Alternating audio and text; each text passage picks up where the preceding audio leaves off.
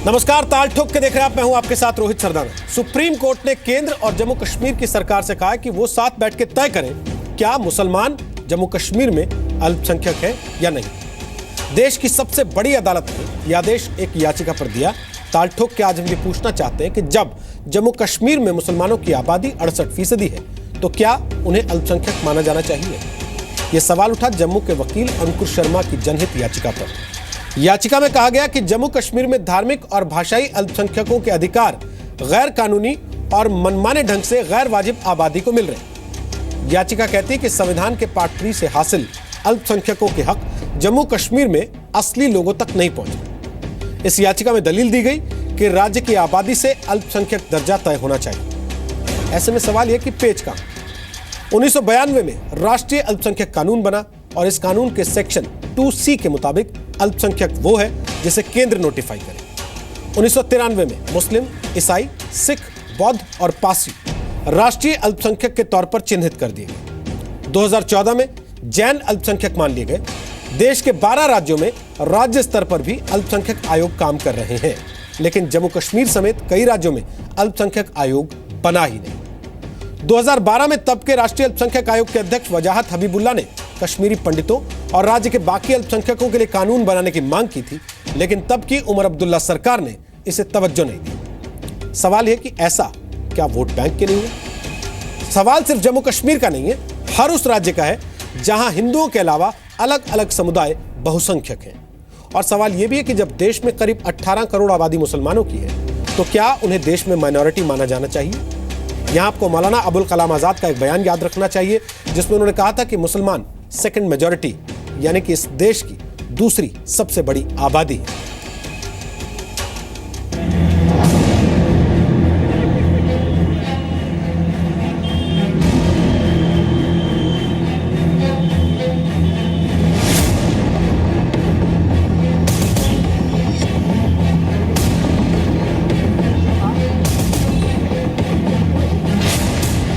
Supreme court ने ये कहा कि स्टेट्स में डिसाइड होएगा कि और हर स्टेट में कौन माइनॉरिटी है, क्योंकि वहाँ पे अभी तक ये आइडेंटिफाई नहीं हो पाया कि माइनॉरिटी कौन है।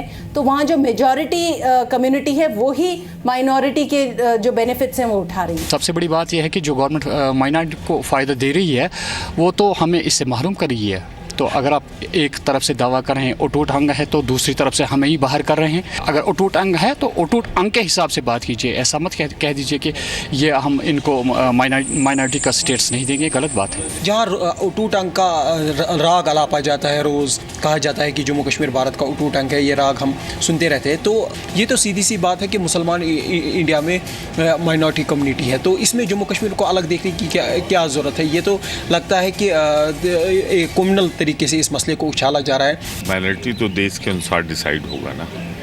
इस राष्ट्र में कितने जैन हैं, कितने सिख हैं, कितने हिंदू हैं, कितने मुसलमान हैं, उससे ही तो माइनॉरिटी डिसाइड होगा।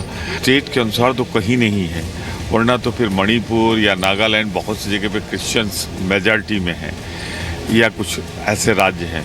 मुझे जहाँ तक मेरी जानकारी है, ये मैं नहीं जानता कि ऑब्जर्वेशन है कि राष्ट्र में, देश में तय होगा। जहाँ सारे हिंदुस्तान में मुसलमान माइनॉरिटी में है इसलिए उन्हें माइनॉरिटी का दर्जा दिया गया, आप अल्पसंख्यक में है। कश्मीर, जम्मू कश्मीर एक ऐसा राज्य है कि जहाँ हिंदूज़ माइनॉरिटी में है, तो वहाँ हिंदुओं को वो माइनॉरिटी का एक दर्जा मिलना चाहिए। उनको वो माइनॉरिटीज़ के सारे प्रिविलेजेस मिलने चाहिए जो मिल दिए जाते हैं संविधान के तहत और कानून के तहत। इस पर एक गंभीरता से विचार होना चाहिए, डिबेट होना चाहिए। आपस में विचार गंभीरता से राज्य सरकार, केंद्र सरकार, सबको और आम लोगों को मिलकर करना चाहिए। ताल ठोक के आज का पहला सवाल है कि जब जम्मू कश्मीर में 68% से ज्यादा मुसलमान, तो उन्हें अल्पसंख्यकों के फायदे क्यों। दूसरा सवाल, क्या अल्पसंख्यक के नाम पर जम्मू कश्मीर में सरकारी लूट हो रही है। तीसरा सवाल कि जब देश में मुस्लिम अल्पसंख्यक है तो जम्मू कश्मीर में हिंदू अल्पसंख्यक क्यों नहीं। चौथा सवाल, देश में मुस्लिमों को अल्पसंख्यक का दर्जा कब तक। पांचवा सवाल है कि क्या मुस्लिमों के पास माइनॉरिटी का कॉपीराइट है। तो आपको बता दें कि ताल ठोक के आज हमारे साथ कौन कौन से खास मेहमान इस कार्यक्रम में शामिल हो रहे हैं। डॉक्टर संबित पात्रा हमारे साथ हैं, वो बीजेपी के राष्ट्रीय प्रवक्ता हैं, वैसे सर्जन भी हैं। प्रोफेसर राकेश सिन्हा हमारे साथ हैं, वो आरएसएस से जुड़े विचारक हैं, वैसे दिल्ली यूनिवर्सिटी में राजनीति शास्त्र में एसोसिएट प्रोफेसर हैं। शबनम लोन हमारे साथ हैं, जानी मानी वकील है, सुप्रीम कोर्ट में वकालत करती हैं और खास तौर पर जम्मू कश्मीर से जुड़े मुद्दों पर अक्सर आप उनको टेलीविजन पर अपनी बात रखते हुए देख सकते हैं। एमएल लाहौटी हमारे साथ हैं, वो सुप्रीम कोर्ट के जाने माने वकील हैं, कॉन्स्टिट्यूशनल एक्सपर्ट हैं, संविधान विशेषज्ञ। अंकुर शर्मा हमारे साथ हैं, वो याचिका करता है इस मामले में जिस पर आज हम चर्चा कर रहे हैं। इन्हीं की याचिका पर सुप्रीम कोर्ट ने जम्मू कश्मीर में अल्पसंख्यक दर्जे पर राज्य और केंद्र की सरकारों को फिर से बैठकर विचार करने का आदेश दिया। तो अंकुर शर्मा, सबसे पहले मैं आप ही से शुरू करता हूं कि क्यों आपको लगा कि यह याचिका आपको लेके जानी चाहिए अदालत? देखिए, जम्मू कश्मीर एक ऐसा राज्य है जहाँ पे माइनॉरिटीज़, रिलीजियस और लिंग्विस्टिक माइनॉरिटीज़ की आइडेंटिफिकेशन नहीं की गई है, उन्हें चिन्हित नहीं किया गया है।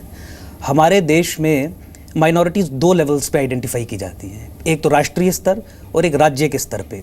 राष्ट्रीय स्तर पे जो माइनॉरिटीज़ आइडेंटिफाई की जाती हैं वो केंद्रीय कानून के तहत की जाती हैं, लेकिन सुप्रीम कोर्ट की जजमेंट्स आने के बाद ये तय हो गया है कि कोई भी नेशनल माइनॉरिटी अगर स्टेट लेवल पे मेजॉरिटी में होगी तो उसे माइनॉरिटी के बेनिफिट्स नहीं मिलेंगे।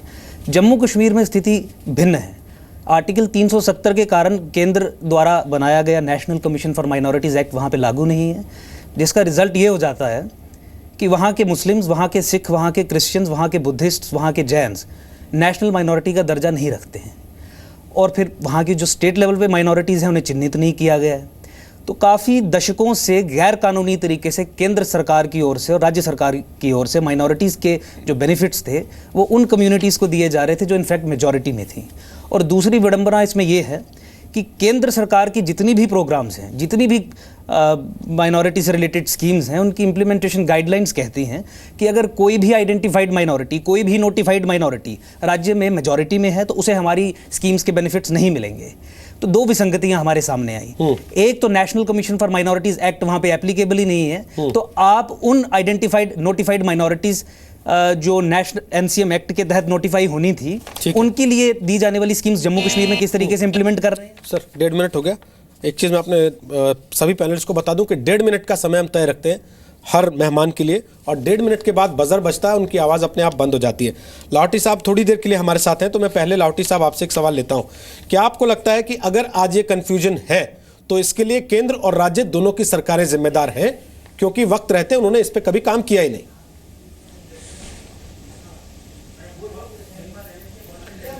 यस, बिल्कुल सही कह रहे हैं आप, किंतु 2 चीज़ें याद रखिए। एक तो पब्लिक का क्या परसेप्शन है इस इशू को लेकर, और एक हमारा संविधान क्या कहता है। ये सबको मालूम है कि आर्टिकल 370 के द्वारा कश्मीर को एक विशेष दर्जा दिया गया है, और हमारे बहुत सारे कानून कश्मीर पर लागू नहीं हैं, और कुछ कानून यदि लागू हैं तो उनको उस हिसाब से मॉडिफाइड किया गया है। ये कुछ परिस्थितियाँ नॉर्थ ईस्ट के स्टेट में भी है, जैसे नागालैंड वगैरह है, उनके ऊपर भी जो हमारे कोड ऑफ क्रिमिनल प्रोसीजर वगैरह पूर्ण रूप से लागू नहीं है। पहली तो ये बात।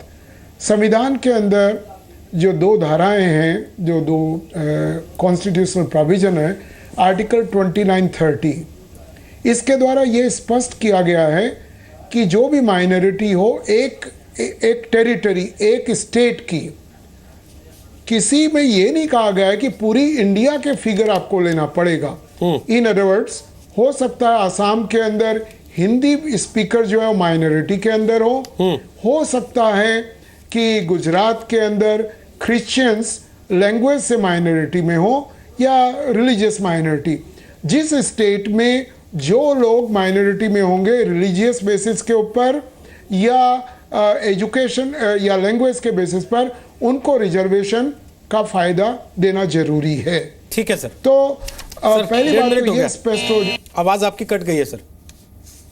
मैं अगला सवाल लेके वापस आता हूं आपके पास। उसके पहले शबनम लोन, आपसे एक चीज पूछना चाहता हूं।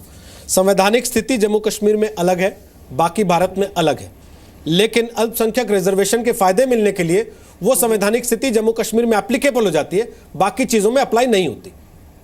क्यों? रोहित जी, सबसे पहले तो मैं आपको ये बात कहना चाहती हूँ कि आर्टिकल 370 के बारे में जो बहुत सारे आप डिफरेंट व्यूज़ देखते हैं, मेरे हिसाब से ये कानूनी तौर बिल्कुल गलत है। ये पिटिशन जो है सिरे से खारिज हो जानी चाहिए। आर्टिकल 370 का इस माइनॉरिटी स्टेटस के साथ कोई भी ताल्लुक नहीं है और मैं ये वसूख से कह रही हूँ। मेरे हिसाब से बेहतर है इस वक्त कुछ ऐसे ऐवान में हम लोग डिस्कशन करें 370 पे, और ये जो state of Jammu and Kashmir है इसका एक्सेशन या मर्जर हुआ है यूनियन ऑफ इंडिया के साथ, क्योंकि ये एक मैटर ऑफ रिकॉर्ड है। ना आपकी मनमानी चलेगी ना हमारी मनमानी चलेगी, क्योंकि जब एक मैटर ऑफ रिकॉर्ड है तो हम लोग इस पे कुछ नहीं कह सकते। एक दूसरी बात, आप लोगों को शायद भूल गया है 2016 में वहां क्या हुआ, कल भी भूल गए आप, आज भी भूल रहे हैं। मेरे हिसाब से ये याचिकाएं और ये जो सारी डिफरेंसेस हैं ये इस वक्त अवॉइड की जा सकती थी। बहरहाल अब ये सुप्रीम कोर्ट ने इसमें नोटिस इशू किया है। सबसे पहले हम ये देखना चाहते हैं कि वहां की स्टेट गवर्नमेंट का क्या स्टैंड है, और सेंट्रल गवर्नमेंट ने तो हामी भर ली है इस पिटिशन की। बेहतर यही होगा कि आप और हम फिर से डिस्कस करें। ठीक है मैडम, 1.5 मिनट हो गया, मैं वापस आता हूं। संबित पात्रा, सुप्रीम कोर्ट ने साफ कहा कि केंद्र और राज्य की सरकार आपस में मिल बैठ के डिस्कस करे, और यह तब कहा जब 2 बार केंद्र की सरकार भागती रही इस पे जवाब देने से और सरकार को जुर्माना देना पड़ा।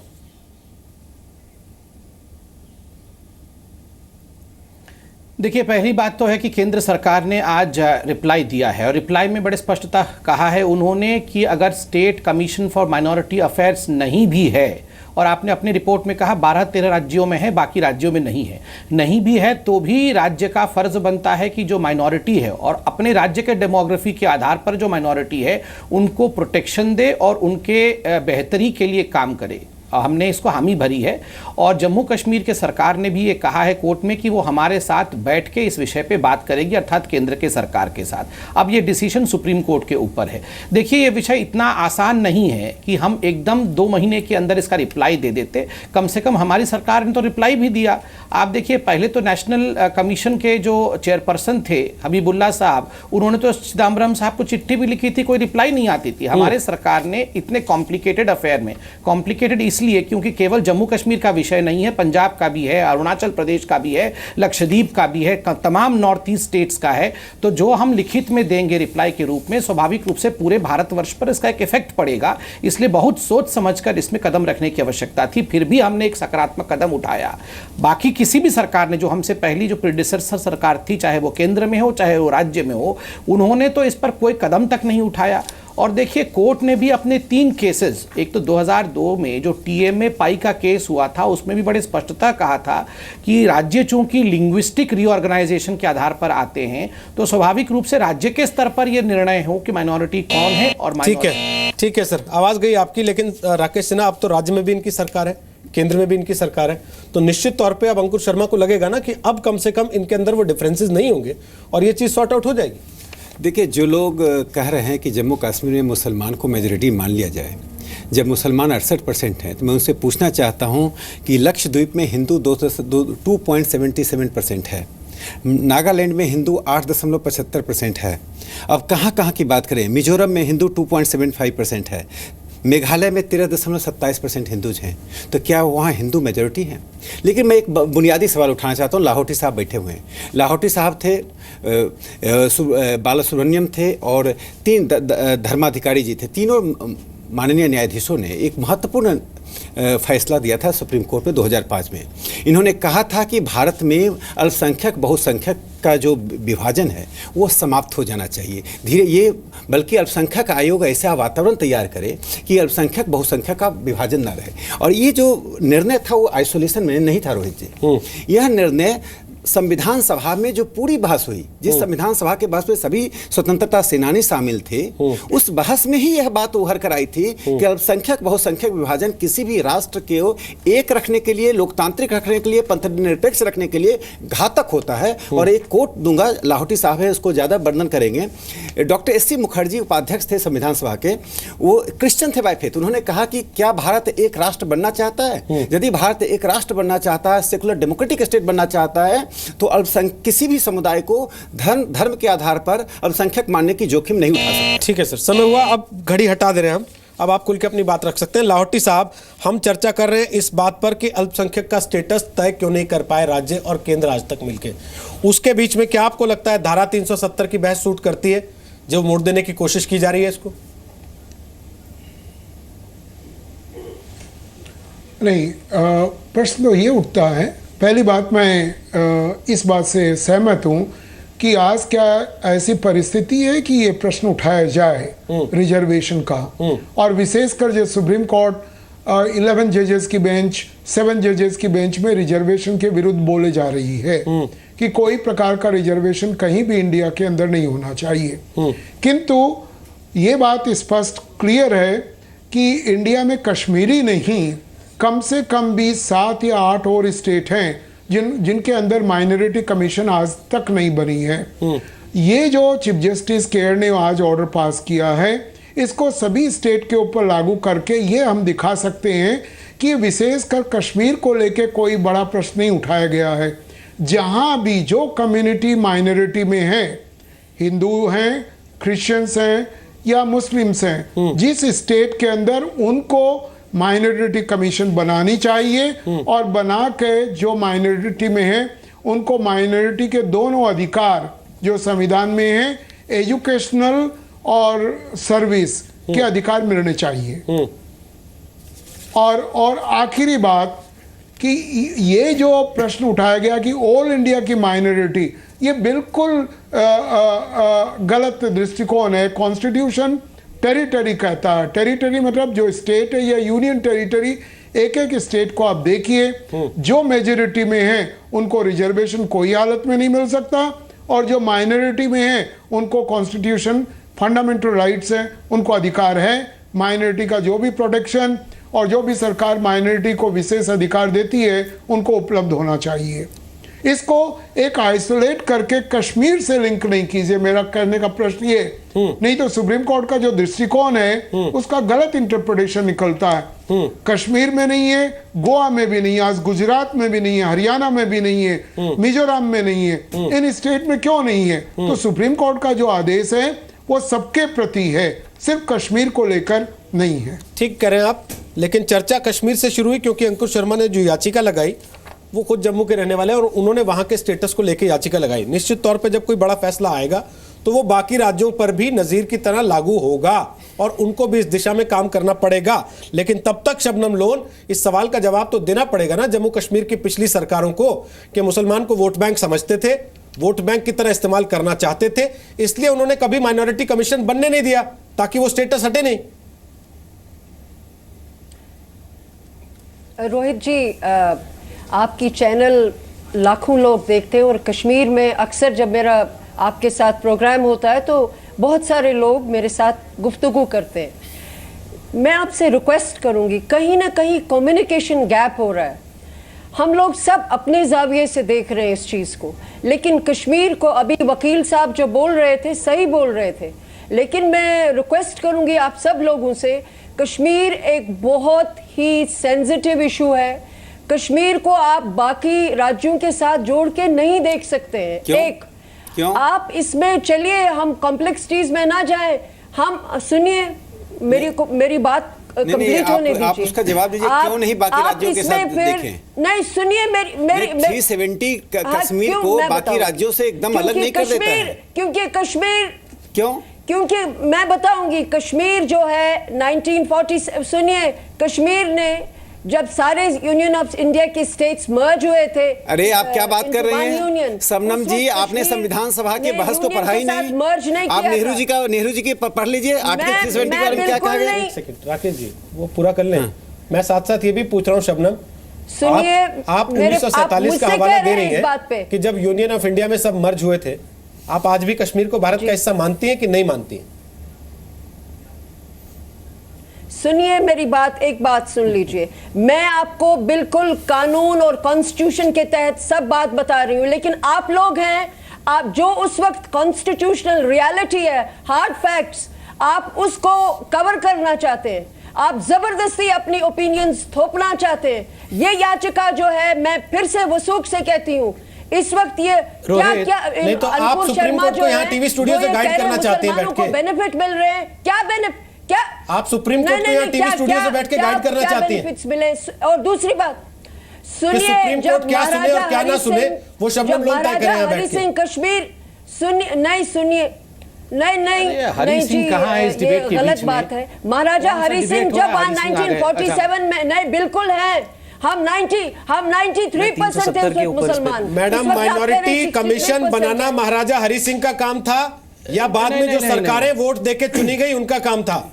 आप इशू को डाइवर्ट कर रही हैं, आप हर बार की तरह नैरेटिव चेंज करना चाहती हैं। आप बात करती हैं जब इस तरीके से बैठ के बात करती हैं कि आप एक देश की प्रधानमंत्री हैं और दूसरे देश के प्रधानमंत्री के साथ एक टेबल पे टॉक करने के लिए आई हैं, जबकि आपको यह जानकारी होनी चाहिए कि आप इस देश के एक राज्य से पढ़ के आई हैं, दूसरे राज्य में वकालत करती हैं, उस हिसाब से बात किया कीजिए ना।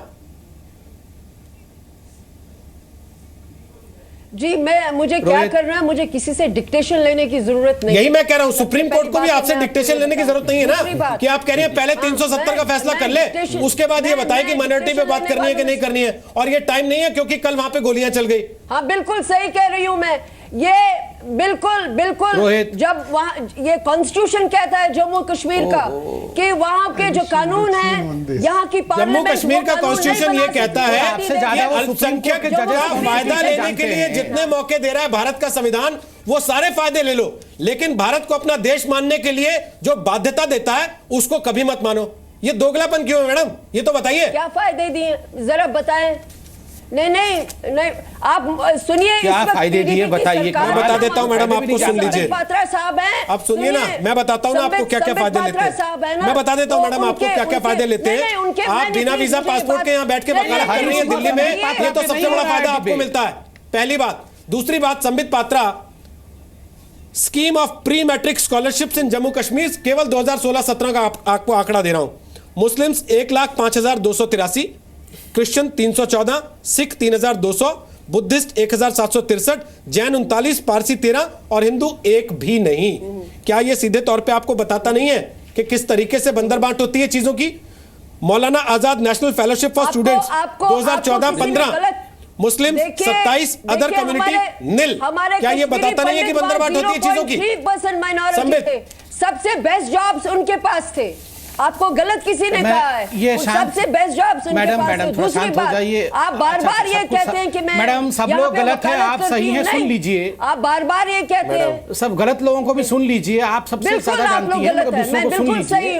वो सुप्रीम कोर्ट भी कुछ नहीं जानता है और हम लोग भी। आप अरे संबित, मैडम उनको सुनिए तो सही है, फिर घड़ी लगा देनी पड़ेगी। सब भी गलत है, उनको सुन लीजिए। पाकिस्तान को शुक्रिया अदा किया, नहीं बोलना चाहिए, सुनना चाहिए। और इतना गुस्सा क्यों कर रही हैं मैडम? डिबेट ही तो हो रहा है, आराम से शांति से बोलिए, इतना गुस्सा मत करिए हम पे, सुन लीजिए, तथ्यों पे बात करते हैं। रोहित एक बात समझने की है, आपने सही में अपने रिपोर्ट में आरंभ में कहा कि मैडम प्लीज सुन लीजिए, थैंक यू, सुन लीजिए मैडम, प्लीज सुन लीजिए, ठीक है, वेरी गुड, सुन लीजिए।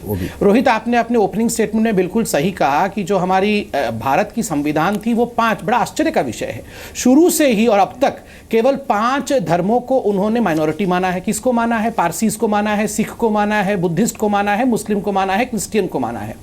हिंदूज को नहीं माना, जैन को हाल फिलहाल में माना गया। हिंदूज को शुरू से क्यों नहीं माना गया ये सोचिए, क्योंकि कभी भी हमारे जो मेकर्स ऑफ कॉन्स्टिट्यूशन थे उन्होंने एनविसाज ही नहीं किया था कि कभी ऐसा भी वक्त हिंदुस्तान में आएगा और इतना डेमोग्राफिक चेंज हो जाएगा कि कुछ राज्यों में हिंदू माइनॉरिटी हो जाएंगे।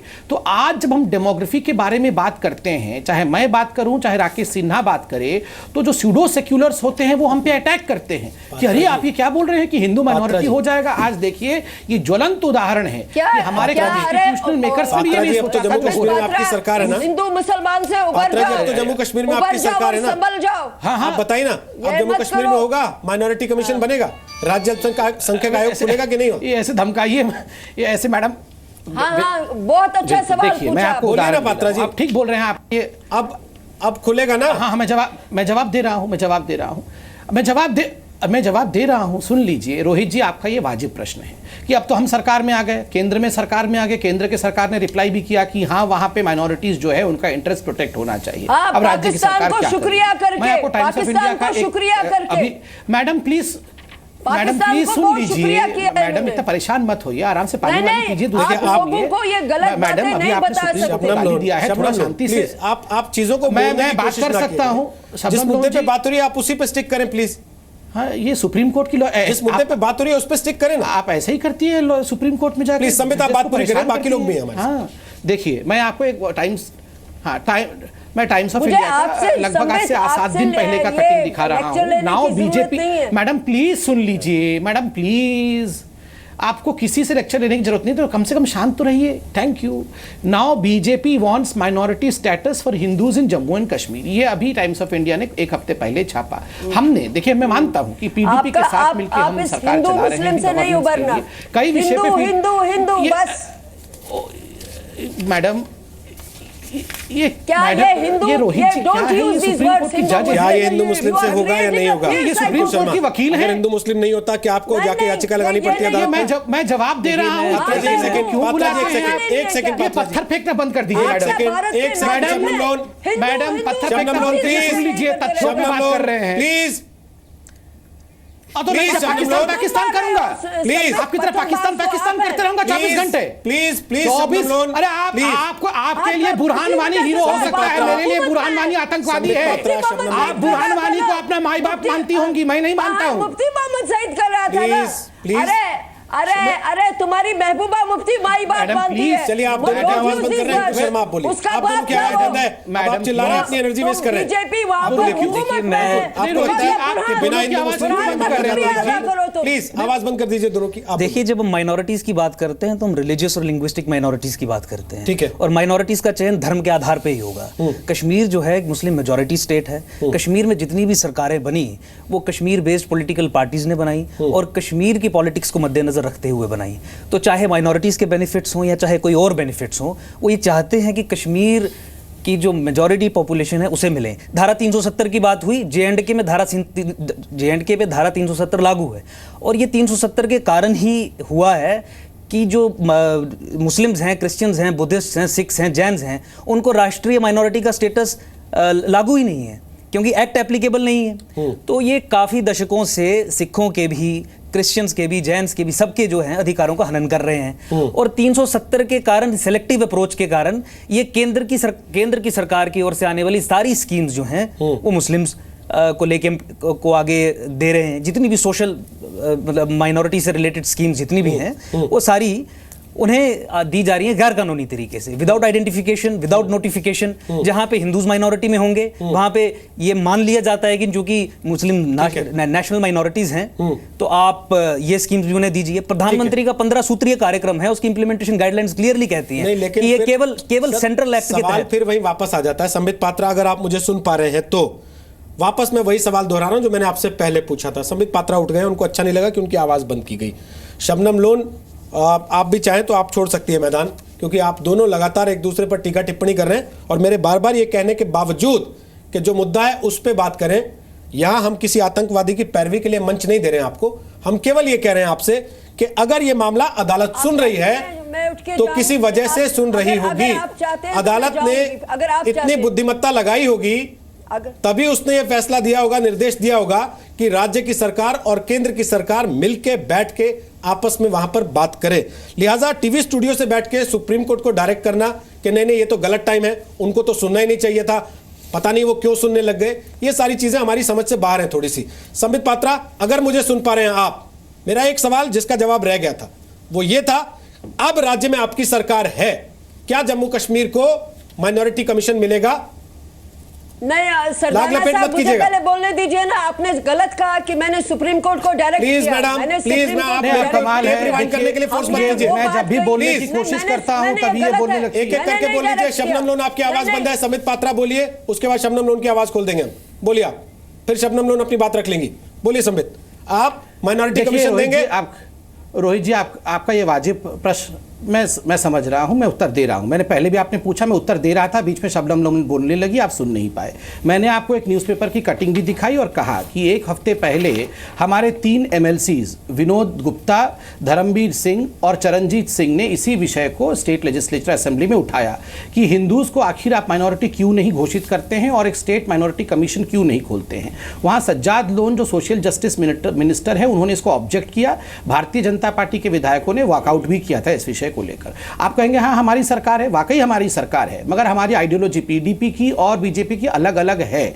हम इसको बैठ के सुलझाएंगे। और देखिए ये विषय इतने वर्षों से पड़ा हुआ था, इस विषय पर कभी चर्चा नहीं हो रही थी। पहली बार केंद्र सरकार ने भी इस पर अपना एक सकारात्मक राय रखा है। पहली बार भाजपा की सरकार ने जम्मू कश्मीर के असेंबली में ये मांग भी की है। आपका ये प्रश्न उठेगा फिर हम सरकार क्यों चला रहे हैं, छोड़ क्यों नहीं देते। देखिए छोड़ के भाग जाने से कभी भी हम अपने अधिकारों की लड़ाई लड़ नहीं पाएंगे, क्योंकि जम्मू कश्मीर में आज 96% मुस्लिम आबादी है। हम चाहेंगे भी तो वहां से जीत के आएंगे और उसके बाद जम्मू कश्मीर में सब कुछ बदल देंगे, ऐसा नहीं होगा। रह के लड़ना है और सत्ता में रह के लड़ना है अपने अधिकारों को, और अपने अधिकार पाने हैं, ये हम जरूर करेंगे। ठीक है, मैं शबनम लोन के पास जाऊं उसके पहले राकेश सिन्हा, एक सवाल है मेरा। भारत तो धर्मनिरपेक्ष देश है ना, तो फिर हम इस तरह की बहसें क्यों करने पर मजबूर हो जाते हैं हर थोड़े दिन में? देखिए वास्तव में जो अल्पसंख्यक की अवधारणा है, शबनम लोन जी सुप्रीम कोर्ट के लॉयर हैं, लोहाटी साहब भी बैठे हुए थे।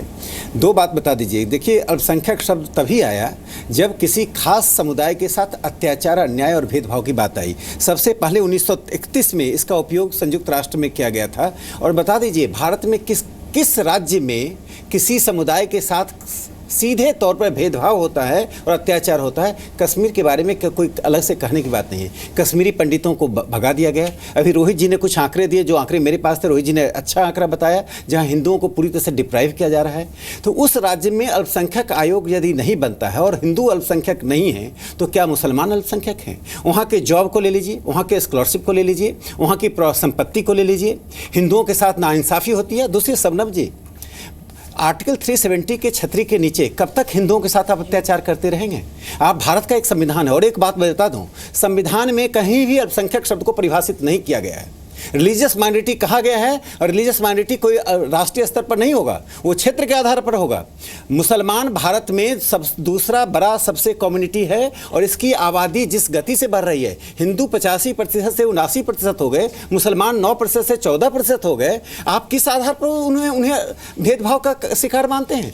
आप नागालैंड चले जाइए, आप मिजोरम चले जाइए, मिजोरम में चर्च का अधिकार चलता है, वहाँ हिंदुओं के साथ अत्याचार न्याय होता है। आप कहेंगे हिंदू मेजोरिटी में है। मैं एक बात कहना चाहता हूँ कि जम्मू कश्मीर की सरकार को कदम उठाते हुए वहाँ अल्पसंख्यक आयोग का निर्माण करना चाहिए। वहाँ हिंदू कब तक अत्याचार अन्याय सहेगा? एक संवैधानिक बॉडी तो हो जहाँ पर अपना एप्लीकेशन दे सके। ठीक है शबनम लोन, अब बोलिए आप।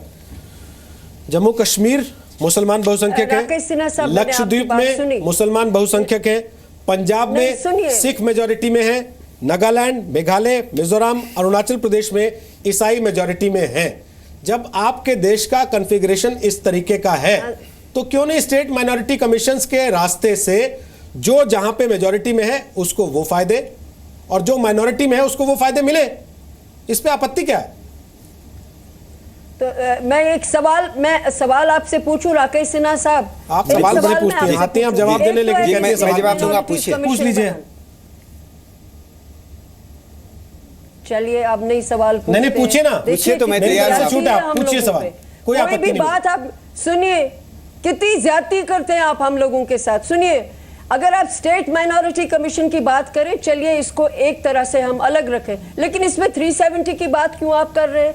ये आप लोग गोल मोल करके, आप लोग कश्मीर की जो स्पेशल पोजीशन है, स्पेशल स्टेटस जो है, उसको छीनना चाहते हैं। दूसरी बात, बीजेपी के संबित पात्रा साहब तो बहुत लेक्चर करते हैं, लेकिन आप मुझे बताइए, पीडीपी जो है, उन्होंने सबसे पहले जिस दिन वो पावर में आए, स्टेज पे मुफ्ती मोहम्मद सैयद ने कहा कि मैं पाकिस्तान से शुक्रिया अदा करता हूं। तो आप मुझे बताइए, इनको हक क्या था उस सरकार में रहने का? ये लोगों को एक बात बोलते हैं, अंदर दूसरी बात करते हैं ना। आप क्या बोल रहे हैं? लोगों को गलत बोल रहे हैं। बुरहान वानी को किसने मारा? एक तरह का माहौल, बुरहान वानी को किसने मारा? आप तो चाहती थी बुरहान वानी को मारा ना जाए, हम ही लोगों ने मारा ना। नहीं मारा। सुन, आप लोग फिर वहीं जा रहे हैं। देखिए, जहां से मैं खींच के वापस रोहित लेके जी, ये आता हूं बहुत आपको। गंभीर मुद्दा आप लोग उठाया। फिर वहीं चले जाते हैं। रोहित जी, ये बार-बार। बहुत गंभीर विषय को divert करते हैं। रोहित जी, ये बहुत गंभीर विषय है। संबित पात्रा तो obsessed है बुरहान कुछ वानी शबनम से। लोन, भूलता ही नहीं है कुछ संबित महत्वपूर्ण पात्रा बातें तो को करें। बुरहान। शबनम लोन बात आतंकवाद पे नहीं हो रही है। इनकी पार्टी को शबनम लोन बात आतंकवाद पे नहीं हो रही है। अगर मेजॉरिटी में रहते हुए भी आपको ये कहना है, ये साबित करना है कि मैंने और तो इसलिए नहीं की ना, आतंकवादी बन रहे आप लड़के बीजेपी नहीं, बिल्कुल नहीं। संबित पात्रा को शबनम कहे लोन, ना। शबनम लोन, आप संबित पात्रा को यहाँ कहे ना, बिल्कुल मुझे बात क्यों बार-बार आतंकवाद पे कहते नहीं हो रही है। बात इस बात पे हुई कि राज्य के पास माइनॉरिटी कमीशन क्यों नहीं है और क्या तो माइनॉरिटी कमीशन आपको हो संबित जाने पात्रा से से कहनी चाहिए अंकुर थी शर्मा ना आपको बात। लगता है ये मामला सॉल्व हो जाएगा? अगर माइनॉरिटी कमीशन बन जाता 2012 में जब वजाहत हबीबुल्लाह ने कहा था तो देखिए, अगर माइनॉरिटी कमीशन बन जाता तो वहाँ पे कम से कम जो रिलीजियस और लिंग्विस्टिक माइनॉरिटीज़ हैं उनकी आइडेंटिफिकेशन हो जाती। उन कम्युनिटीज़ को जो मेजॉरिटी कंप्राइज करती हैं उन्हें माइनॉरिटी के बेनिफिट्स नहीं दिए जाते। सुप्रीम कोर्ट ने कई बार अपने निर्णयों में कहा है कि secularism constitutes the basic structure of constitution, और माइनॉरिटी राइट्स जो हैं वो सेक्युलरिज्म की अवधारणा से ही डिड्यूस किए जाते हैं। तो अगर आप एक्चुअल माइनॉरिटीज़ को उनके राइट्स डिनाई कर रहे हैं किसी भी कारण से, चाहे वो पॉलिटिकल रीजन हो या अपनी इग्नोरेंस के कारण हो, किसी भी कारण से कर रहे हैं, तो वो डायरेक्ट अटैक है सेक्युलरिज्म पे। कश्मीर में सेक्युलरिज्म का कॉन्सेप्ट स्टेट के लेवल पे नहीं इंप्लीमेंट किया जाता है, और ये PIL का सुप्रीम कोर्ट के द्वारा एक्सेप्ट करना इस चीज़ को एक्नॉलेज करता है कि सेक्युलरिज्म कहीं ना कहीं J&K में खतरे में। और एक चीज़ का और मैं जवाब देना चाहूँगा, 370 की ये बात कहते हैं कि 370 यहाँ पे एप्लीकेबल नहीं होगा और 370 को इरोड करने के लिए आप ये डिबेट कर रहे हैं। इसमें मैं आपसे निवेदन करना चाहूंगा कि जो नेशनल माइनॉरिटीज एक्ट है,